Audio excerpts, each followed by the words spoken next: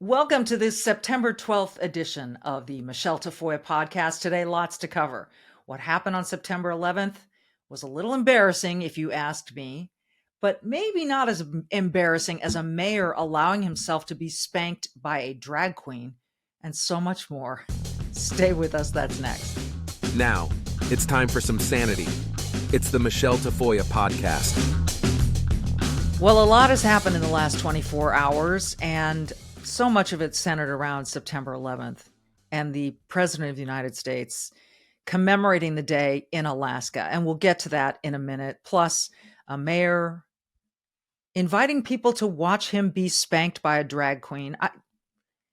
Where the hell are we? What year is this? What planet are we on? I'm baffled. Lots more to get to, just some interesting stories, plus my take on Aaron Rodgers. I've known Aaron for a long time, so I'll give you my take on that injury as well. But first, do you think that your skin and your face enjoyed the summer as much as you did? Because it was hot and it was humid. There is Ella from Rockford, Illinois, who says this: I have both age and acne spots, and this stuff is actually fading both of them. This serum is worth every penny. Well, what is Ella talking about? She's talking about the dark spot corrector from Genucel. It's a must-have after the kind of summer that we had with the heat and humidity. You got your sunspots, your brown spots, discoloration, even red and inflamed patches. All of that can disappear while you watch in front of your eyes. And here is the Genucel amazing guarantee. You'll see results day one, or you get your money back. That is a promise. So take advantage of the Genucel most popular package, which now includes the dark spot corrector, plus the classic Genucel bags and puffiness treatment and immediate effects, all at about 70% off. So you can try the best skincare in the world, so you can get the greatest looking skin in the world. And you can do this completely risk-free. It is risk-free. Did you know that Genucel offers a compliments guarantee? They'll give you your money back if you don't get compliments on how much younger that you look. How about that? It's simple. Go to genucel.com/Michele. Do that today. Start looking years, maybe even decades younger. Genucel, GENUCEL.com/Michele. Say goodbye to the dark and liver spots, bags and puffiness under the eyes, crow's feet, all at genucel.com/Michele, genucel.com/MICHELE. You'll see results day one. You'll get compliments everywhere you go. That's guaranteed. genucel.com/Michele, genucel.com/MICHELE. Okay, quick first on Aaron Rodgers. I don't know. Not since Tom Brady injured his knee in a week one game when he was still with the Patriots do I remember an injury this devastating. Now, I'm sure there have been. The last time I covered an Aaron Rodgers injury, you may remember, it was in Green Bay, and he came back out of the tunnel after halftime, much to the surprise of all of us, continued to play, and then win the game. Not the case last night when the New York Jets were playing on Monday Night Football. It was the fourth play from scrimmage, I believe, and Achilles. And it was hard to tell watching the game. Now, if I'm on the sideline, I can kind of tell what an injury might be, particularly with an Achilles, because I know this sounds gross, but you can see it kind of roll up the back of the leg. So what television probably couldn't show was a close enough shot, and with his sock and shoe there, you probably couldn't see it, but often in person you can. Still, I didn't think that was what happened. But in fact, it is. So his season is over. You don't come back from a fully torn Achilles tendon in a year. But Aaron Rodgers is one of the most mentally tough people that I know. And I'm not suggesting that he's going to come back and play next year. I don't know that.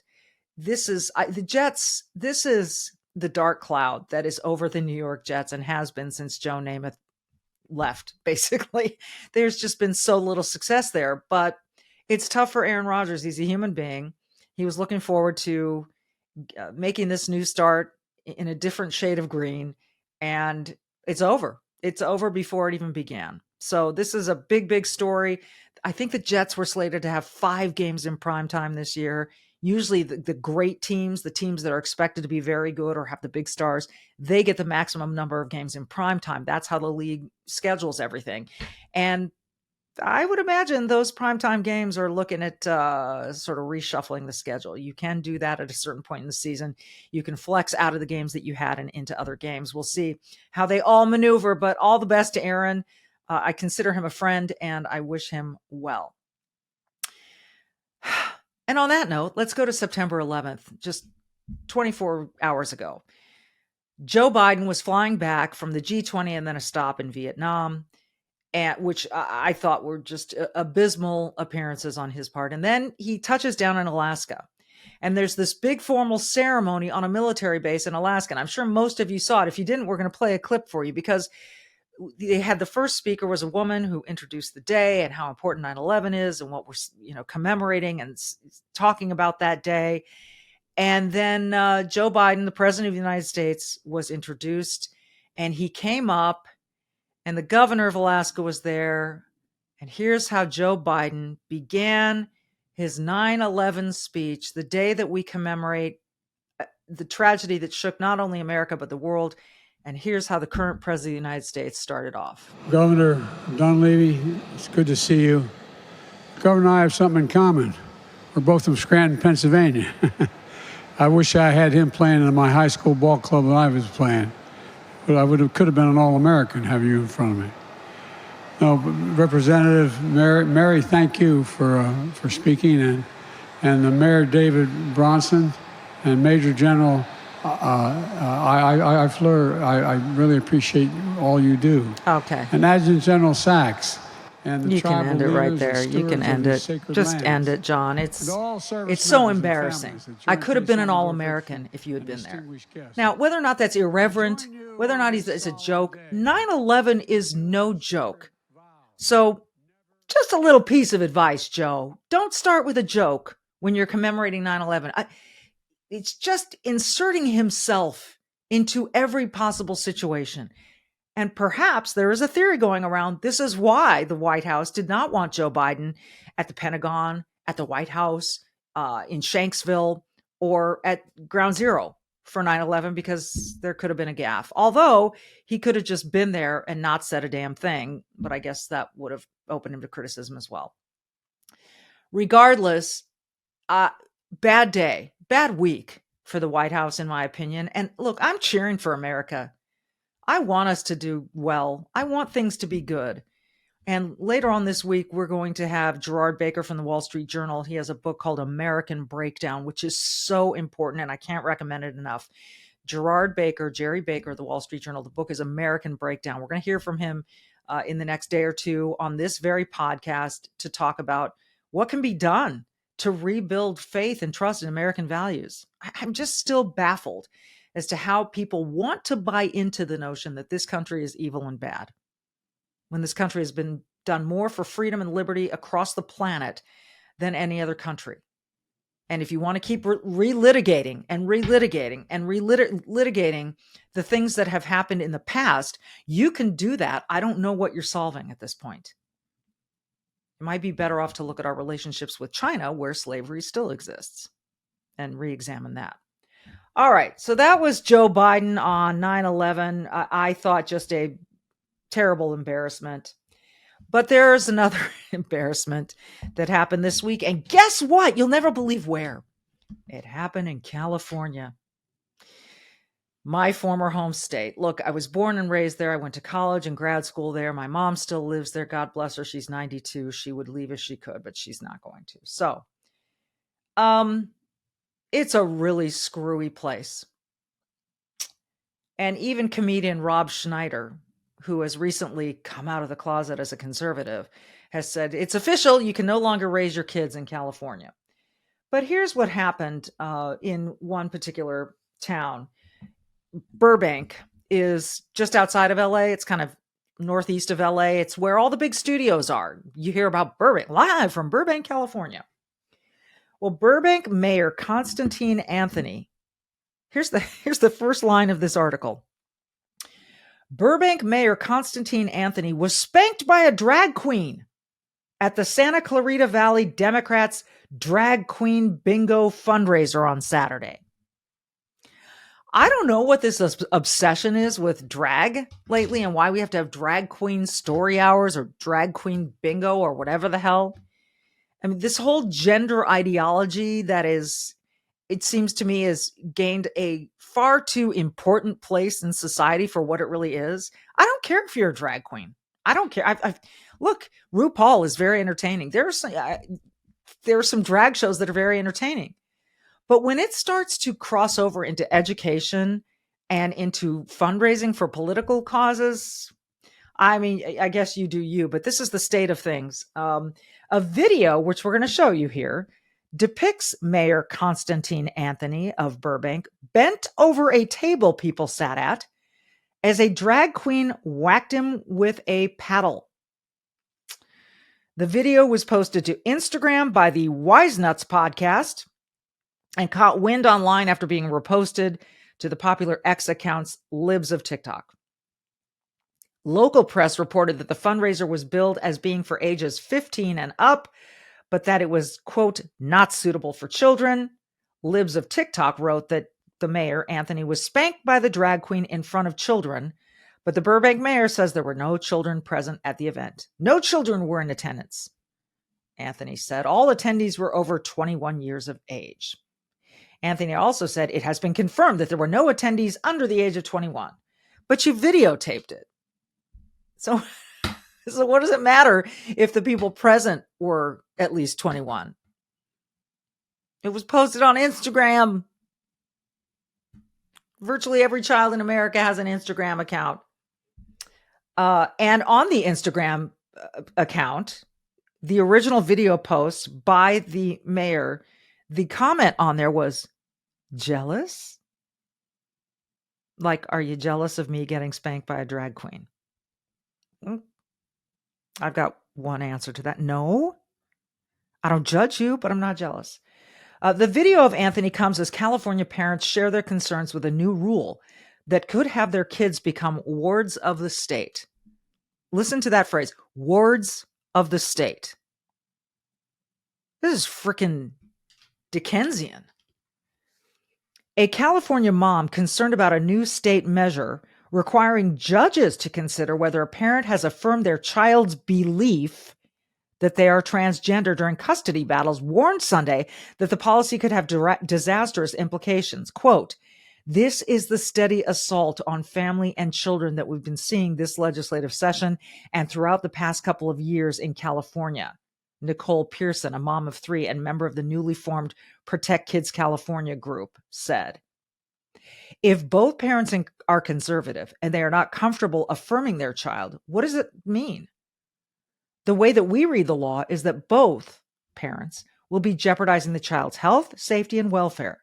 Does that mean that the state will find that both parents are endangering or neglecting or even abusing their child and remove custody from both parents? And if no one is available to step up and take custody of the child, that child becomes the ward of the state. People need to be paying attention to what's happening here in California, she continued. You think? So, if I'm a California parent and I'm going through a divorce and my child says, Mom, I'm a hen. I want to identify as a hen. And I say, you know what, Johnny, you're not a hen. You can pretend you're a hen anytime you want, but you're not a hen. I know you believe or want to believe that you're a hen, but you're not. Okay, I'm just keeping it real with you. And you don't get to act like a hen, and you don't get to lay eggs or sit on eggs. And no, I'm not going to feed you chicken feed. No, because you can pretend you're a hen, but you're not a hen. So now you're not affirming your child's identity. So can that child be taken away from you? Now, if this only has to do with gender, still, my 6-year-old comes to me and says, Mom, I want to be a girl. I think I'm a girl. And I say, you know what? Okay, let's spend some time talking about this, but we're not going to put you on any puberty blockers yet because you're only 6. And, maybe let's have some discussions with some people who know a little bit about this kind of thing. And we're going to work through this because you're only 6. My daughter, who is almost 15, said to me the other day, I haven't been alive that long. It's one of the most wise things she's ever uttered. She was talking about maybe getting a tattoo in the future and having some words tattooed on her that were meaningful, given to her by someone in her life. And I said, who might that be? And she said, well, maybe you or Dad, but I haven't been alive that long. I haven't had that many experiences. I just adore her. All right. The California State Assembly passed AB 957 on Friday, dealing a blow to parental rights activists like Pearson, who warned the policy could jeopardize parental custody rights because they disagree with the child's decision to identify with a gender that does not correspond with their biological sex. They don't mention age here or anything, but you start taking away parental rights, all hell is going to break loose. It already is. Parents, not the state, are the ones with the biggest investment and biggest stake in their child's future. Not the state. I can only imagine what the state would do with a child like that. Talk about hindering the child's mental health and future. Taking the child away from its parents during a custody battle because they're not affirming the gender preference of the child? Are you kidding me? Are you kidding me? Folks, this is insane. There is no other way to discuss it. And for all those people out there who say, oh, but if a parent abuses the child when they find out that if a parent is abusing the child, there's a whole lot more going on than the child's gender decision. And yes, children who are being abused by their parents should be taken away from those abusive parents. But if I say lovingly, honey, I know right now you may be confused about your gender, so we're going to work it out. We're going to take some time with this. And that's not affirming enough for the state, and you can take your child away, take my child away from me because of that. I don't know what planet we're living on anymore, if that is the case. I really don't. All right, which leads us into the next story. This is another mother's warning. Biden's Title IX changes could affect your son's life. And this is another critical story that I want people to be aware of. Parents dropping off their sons at college ought to have the talk. And this author is Caroline McCaughey. I hope I'm saying that right. At Fox News. Yes, Fox News. And I happen to agree with her. Parents dropping their sons off at college might have to have the talk. I'm referring to the risk of being accused of sexual assault and the Biden administration's major changes to Title IX come October. We're talking about this October, which is weeks away, right? If my two sons were starting college this fall, I would tell them this. Be doubly sure you get consent for her sake and yours. And yours. Maybe even record that consent. How romantic. Your education and your future may depend on it. Under Biden's proposed Title IX rules, if a college student is accused of sexual assault or harassment, he will no longer have the right to a live hearing, to cross-examine his accuser and witnesses, or to be represented by an attorney. Did you just hear what I said? I'm going to say it again.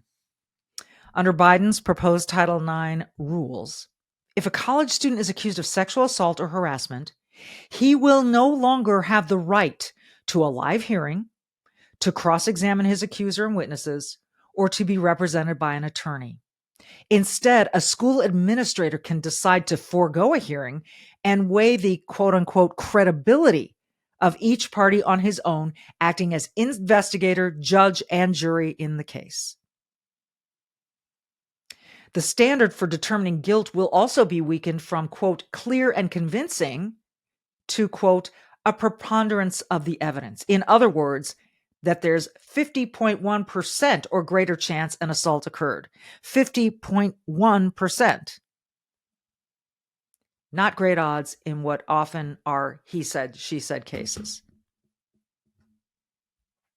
Like the Duke lacrosse case that ruined the lives of some young men at Duke. And that was many years ago. There's been a lot of coverage of Biden's Title IX changes, barring blanket bans on transgender participation in women's sports. Do they bar blanket bans on women participating in men's sports, transgender men, like women who go from being female to male? Or is it just the other direction? I know we don't see it very often because, quite frankly, There aren't that many women who could compete against biological men. I hope you heard that right. But more consequential to most students and less frequently discussed is the enfeeblement of due process rights for those accused of sexual harassment and assault. College students, mainly young men, should be worried. Biden's Title IX changes are a reversal of rules implemented by the Trump administration in 2020 and a return to the believe all women attitude laid out in the Obama administration's 2011 Dear Colleague letter. Biden in 2020 campaigned on getting rid of Trump policies, a Brooklyn College history professor who studies sexual assault cases, Casey Johnson, tells the author, not me. Biden on this issue is the truest of true believers. Biden didn't, quote unquote, believe his own accuser, though. False accusations of sexual assault may be rare, but if you're the person being wrongly accused, you damn well want to prove your innocence. And you want the right to prove your innocence. It's a big deal, the legislative and policy director of the Foundation for Individual Rights and Expression, Joe Cohn, tells the author. These changes will, quote, strip due process protections out of the process, or at least give schools the green light to do so. I want women who are assaulted to speak up and get justice. And this writer, who is female, goes on to say, I was sexually assaulted by a stranger who jumped out of a bush and grabbed me late at night, my first weekend of freshman year of college. I screamed loud enough to scare him away after a few grabs, but I understand the trauma. The man who attacked me later assaulted other students on campus. Stripping accused students of the right to a fair hearing, though, is not a pathway to justice. Under Obama's Title IX rules, there were more than 600 lawsuits brought by accused students against colleges alleging unfair disciplinary proceedings. Many of these suits were successful. In one high-profile case, a Columbia University grad student was stripped of his diploma and fought in court for more than 4 years until ultimately being cleared, in large part because he had recorded audio of the night in question. Columbia settled with him for an undisclosed sum. Another high-profile case that could have had chilling effects on colleges that forgo live hearings and cross-examination is that of Saifullah Khan, an Afghan refugee who won a full scholarship to Yale. After a Halloween party in 2015, a fellow Yale student accused Khan of raping her. Khan said the sex was consensual. Khan was acquitted of all charges in a criminal court in 2018, but Yale expelled him later that year anyway after conducting its own hearing. He was acquitted of all charges in a criminal court, but Yale expelled him anyway. Khan is now suing Yale and his accuser, Jane Doe, for defamation and $110 million in damages. In late June, the Connecticut Supreme Court ruled unanimously that Jane Doe did not have immunity from defamation because the Yale hearing was so devoid of due process protections, no cross-examination, and no testimony under oath, it could not be considered even quasi-judicial. In essence, no due process, no immunity protections for accusers. And Khan spoke to this author for this article saying, at heart, what makes something judicial is fairness. And he called Yale's proceedings a kangaroo court. Could Khan be guilty of rape? It's possible. No one knows but him and his accuser. But he was acquitted in a criminal court, and the lack of due process protections at the Yale proceeding tarnishes its findings. That doubt doesn't help Jane Doe. She may be facing another trial.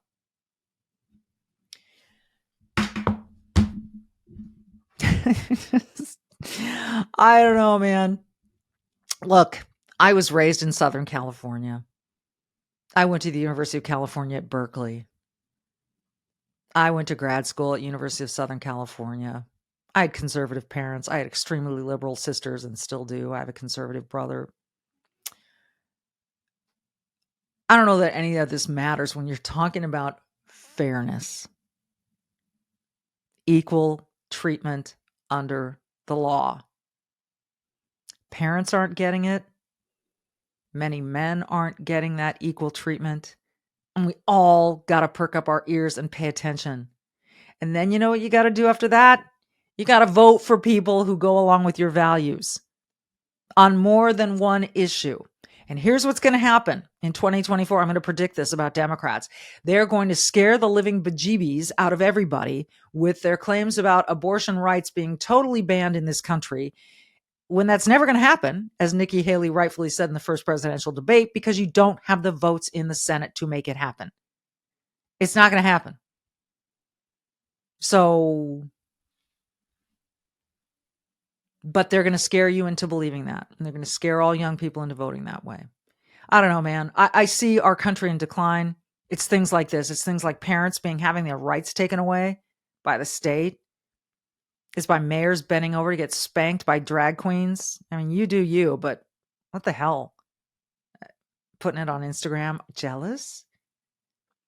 It's like Gavin Newsom. It's all the bizarre decisions for saying, if you don't tell your kid and affirm your kid, and again, how early is this? My child is 2 and they think they're the opposite gender. I'm supposed to affirm that? Or you run the risk of the state taking on your child as a state ward, a ward of the state? Pay attention. That's all I'm asking. And I'll ask 2 other things. Be brave and do good. Do the right thing. And we'll see you next time.